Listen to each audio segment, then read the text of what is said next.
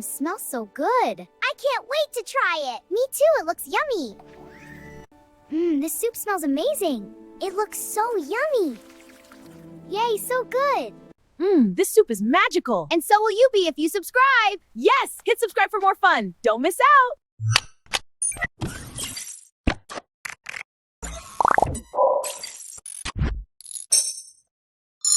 On the edge of the Orion Belt, beyond the bright rings of the silver planets, there lived a small colony of alien cubs on a quiet moon called Zora 9. The cubs were tiny, fluffy creatures with wide glowing eyes and soft blue skin that shimmered under starlight. They were playful, curious, and always hungry.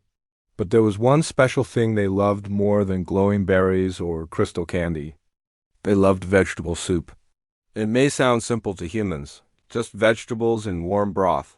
But to the alien cubs of Zora 9, vegetable soup was magic.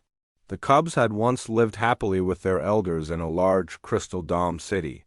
The elders grew shining star carrots, spiral potatoes, red moon peppers, and silver leaf herbs. Every evening, the colony gathered together while the great cook, Elder Varro, prepared the legendary vegetable soup in a giant floating pot. The warm smell filled the dome, and the cubs would sit in a circle, their tiny tails swaying in excitement. Elder Varro would always say, "This soup is not just food. It is warmth, it is family. It is hope." Then one dark cycle, disaster struck. A massive solar storm damaged the crystal dome. Energy shields failed. The elders sent the cubs away in small escape pods to protect them. The little ones were scattered across different parts of Zora 9. The once bright city became silent. The cubs were alone. Among them was the smallest cub, named Lumo. Lumo was shy, with slightly dimmer glow than the others, but he had a big heart. He landed in a rocky valley where food was scarce. Strange winds howled at night, and the cold crept into his tiny paws. Lumo missed the warmth of the colony. He missed Elder Varro, but most of all, he missed the vegetable soup. One evening, while hiding inside a hollow stone, Lumo's stomach growled loudly. He closed his glowing eyes and remembered the soup, the taste of sweet star carrots, the gentle spice of moon peppers, the rich warmth of herbs. His tiny heart ached. "I will not just survive," Lumo whispered. "I will make soup." He stepped outside, determined. The valley was not like the old gardens, but it had life. Lumo searched carefully. He found wild root bulbs glowing faintly under the soil. He discovered small green spiral plants near a frozen stream. He even gathered a few silver leaves from a low tree growing between rocks. It wasn't perfect. It wasn't the same. But it was something. Lumo gathered stones and built a small circle. He used pieces of his broken escape pod to spark a gentle flame. He found a metal container from the pod and filled it with stream water. Slowly, he added the roots, the spiral greens, and the silver leaves. The wind howled, but Lumo protected the flame with his tiny body. Hours passed. Finally, steam began to rise. The smell was different, earthier, wilder, but it was warm. Lumo took a careful sip. His eyes widened. It wasn't Elder Varro's legendary soup, but it carried something powerful. It carried effort. It carried memory. It carried hope. Suddenly, from behind the rocks, two small glowing figures appeared. Other cubs. They had smelled the soup. They were thin and tired, their glows faint. They looked at Lumo nervously. Is that soup?" one asked softly. Lumo hesitated for only a second. Then he smiled and nodded. "Yes, vegetable soup." He poured small portions into pieces of broken pod metal and handed them out. The cubs sipped slowly at first, then faster. For the first time since the disaster, their glows brightened. Word spread across the valley. Over the next cycles, more cubs arrived. Some brought wild mushrooms. Others found bright red valley peppers. One clever cub discovered golden seed pods that added rich flavor. Together, they improved the soup. They built a stronger fire pit. They created a larger pot from ship debris. They organized small teams to gather ingredients. Every evening, they gathered in a circle, just like before. And Lumo, the smallest cub, stood beside the pot. He was no longer shy. He had remembered something important. Humans have a phrase, Humanity. F asterisk asterisk asterisk, yeah. HFY. Celebrating courage, resilience, and the power to survive through unity. The alien cubs of Zora 9 had learned something similar. Even small beings can create warmth in a cold universe. Even after disaster, hope can boil again. One cycle, while stirring the pot, Lumo noticed a faint signal blinking from the horizon. An old colony beacon had reactivated. The elders were alive. They were searching. The cubs cheered, their glow shining brighter than ever. When the rescue ships finally arrived, the elders were astonished. Instead of frightened, starving cubs, they found a thriving little community built in the rocky valley. Fires burned steadily. Gardens had begun to grow. And in the center, a large pot of vegetable soup simmered proudly. Elder Vero stepped forward, tears shining in his ancient eyes. "Who taught you this?" he asked. Lumo looked up bravely. "You did," he said. "You told us soup is warmth, family, hope." The elders tasted the valley soup. It was rougher, less refined, but it had something new, strength. From that day forward, the colony rebuilt stronger than before. They expanded beyond the crystal dome. They planted gardens in the valleys and near the frozen streams, and every evening they still gathered in a circle. The cubs never forgot the cold days alone, and they never forgot that even the smallest cub can light a fire and make soup in the darkness. Because in a vast and sometimes cruel universe, greatness is not about size. It is about heart, and sometimes it starts with a simple bowl of vegetable soup.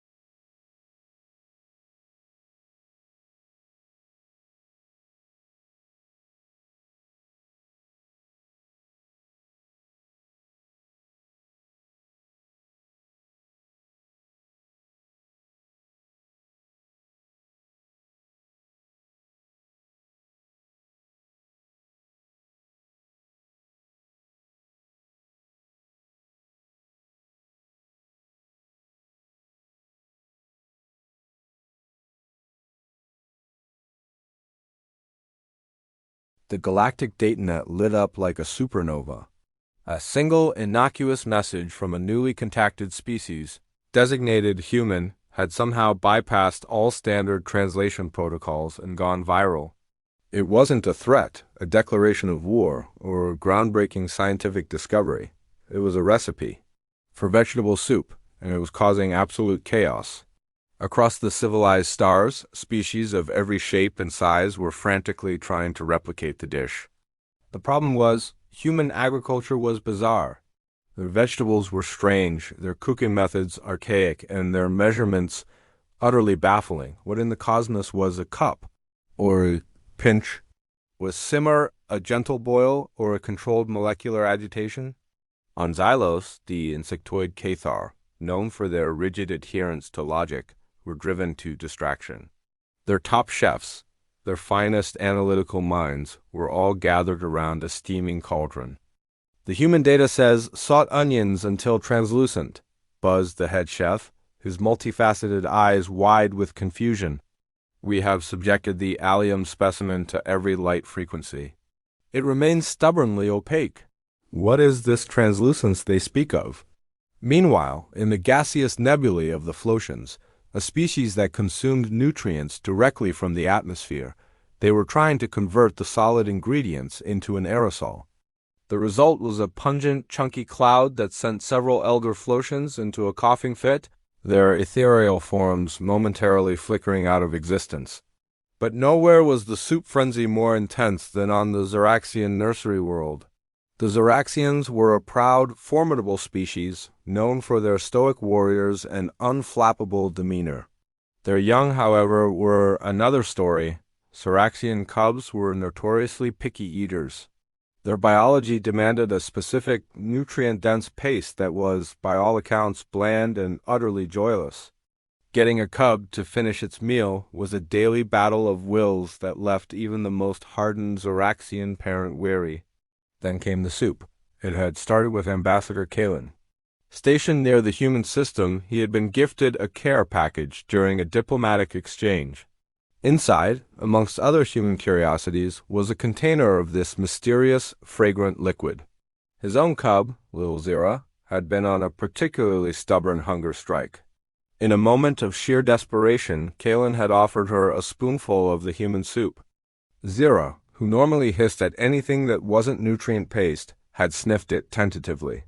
Her small, ridged nose twitched. Then her tongue, a tiny, forked appendage, darted out and tasted it. Her large, dark eyes went wide. She didn't hiss. She didn't spit it out. She chirped. A soft, happy sound no one had ever associated with mealtime. She then proceeded to devour the entire container, licking the sides clean with an enthusiasm that left her father utterly stunned. Word spread. Kalen, bombarded by desperate parents, shared the recipe. And now, General Xylan, a decorated war hero whose booming voice could quell planetary riots, was staring down his own brood of 4 cubs, a ladle in his hand, feeling more terrified than he ever had on the battlefield. He had followed the instructions to the letter. He'd sourced approximations of the alien vegetables from 3 different star systems. The carrot, a vibrant orange root, had been the hardest to find. Eventually located on a remote agri-world where it was considered a decorative plant. The potato, a starchy tuber, was alarmingly similar to a common fungal growth the Xeraxians usually eradicated on sight. His mate Lyra watched from the doorway, her arms crossed. "Are you sure about this, Xylan?" "It smells strange, earthy." "Kalen swears by it," Xylan rumbled, his voice lacking its usual confidence. "He says Zira now demands soupy for every meal." The 4 cubs, lined up in their high chairs, watched him with identical, skeptical expressions. He ladled the thick, colorful stew into their bowls. It was a vibrant mix of orange, white, and green, utterly alien compared to the uniform gray paste they were used to. The first cub, Rorik, poked it with a claw and hissed. The second, Vexa, turned her head away completely. The twins, Jax and Jory, just stared at it, unblinking. Xylan's shoulders slumped. A failure. He, who had negotiated the Glyptodon peace accords, couldn't even get his own offspring to try new food. He sighed, defeated. Fine, I'll get the paste. As he turned, he heard a small wet sound. He glanced back. It was Jory, the quietest of the four. She had dipped her finger into the bowl and was now tentatively licking it.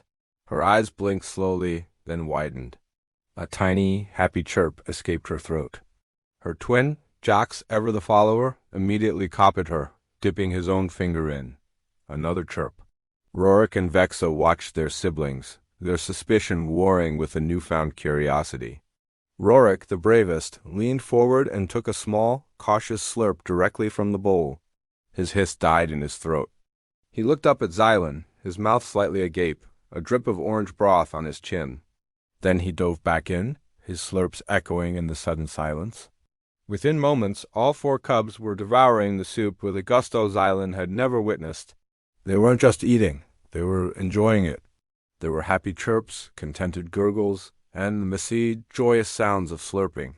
Lyra stepped into the room, her own eyes wide with disbelief. "By the sacred moons," she whispered, "what is in that stuff?"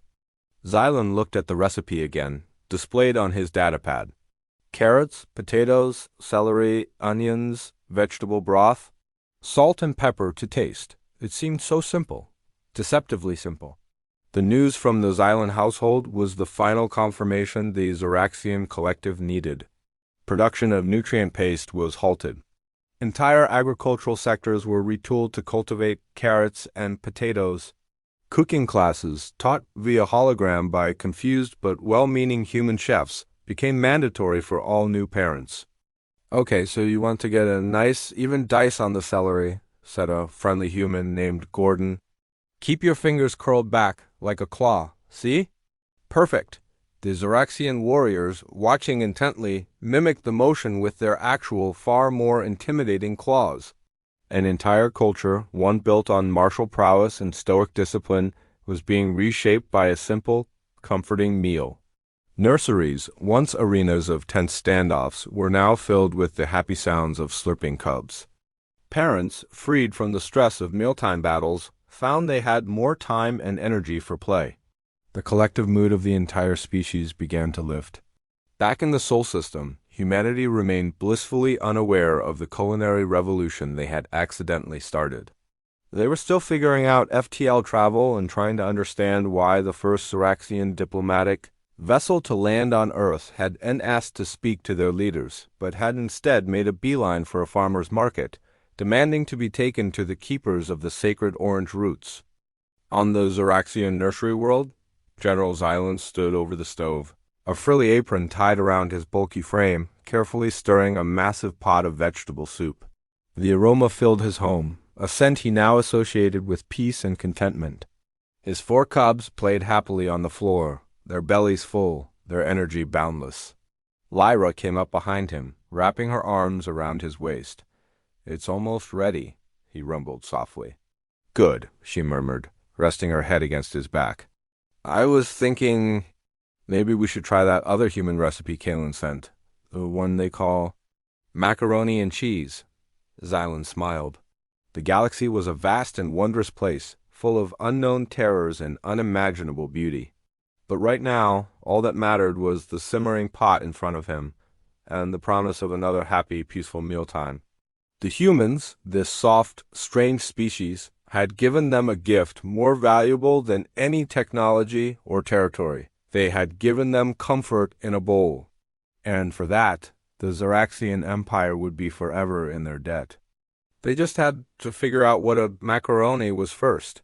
Thanks for tuning in for the conclusion of this tasty tale.